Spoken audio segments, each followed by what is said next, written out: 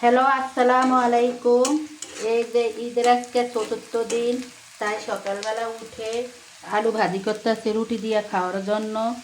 আর ঈদের দিনের গরুর মাংস আছে এখনও পাতিলে, এগুলা খাবে না, তাই নতুন করে আজ আলু ভাজি করতে আসছি রুটি দিয়ে খাওয়ার জন্য।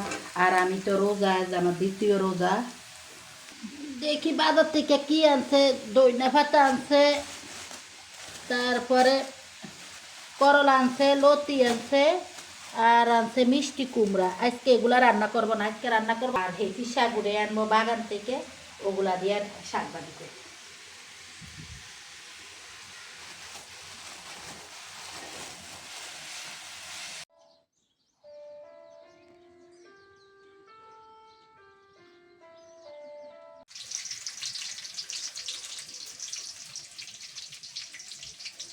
বাগান থেকে শাক আনলাম, এই যে ধনিয়া পাতা আনলাম, শাক আনলাম, হেঁচি শাক, কলমি শাক, পাঁচ মিশালি শাক। এখন রান্না করবো লাকড়ি ছিল,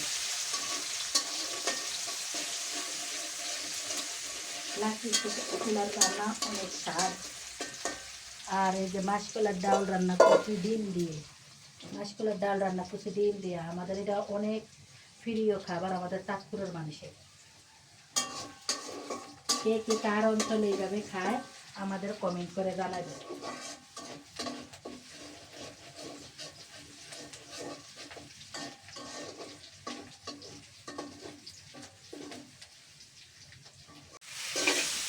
এই যে আমার শাকটা রান্না করা হয়ে গেছে। লাকড়ি চুলার শাক কি সুন্দর জর্জরা হয়, আর গ্যাসের চুলা রান্না করলে শাকটা খাইতে মজা লাগে না। আর যেহেতু আমার লাইনের গ্যাস নেই, সিলিন্ডারিতে রান্না করতে হয়, তাই নরম নরম হয়ে যায় শাকগুলা। আর লাকড়ি চুলার শাকগুলা থাকে জর্জরা। এই যে শাকটা রান্না হয়ে গেছে, এখন এই কড়াইয়ের মধ্যে ঢেলে দিতে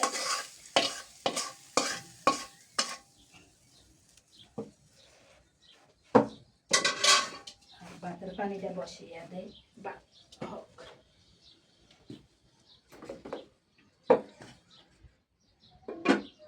কল পাড়া বারাটিয়ারা নাই আজকে, আমার কল পাড়া কি সুখে রয়েছে সব কিছু, ছাদের পরিবেশ।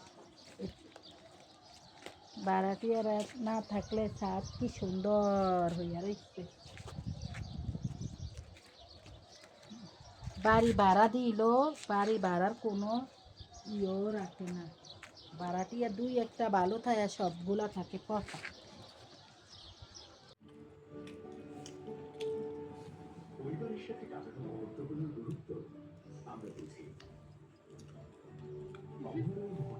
এটির একদিন তার লাগবে বলার নেওয়া দুগা দুগা করিয়ে রে কি বল না নাই নাই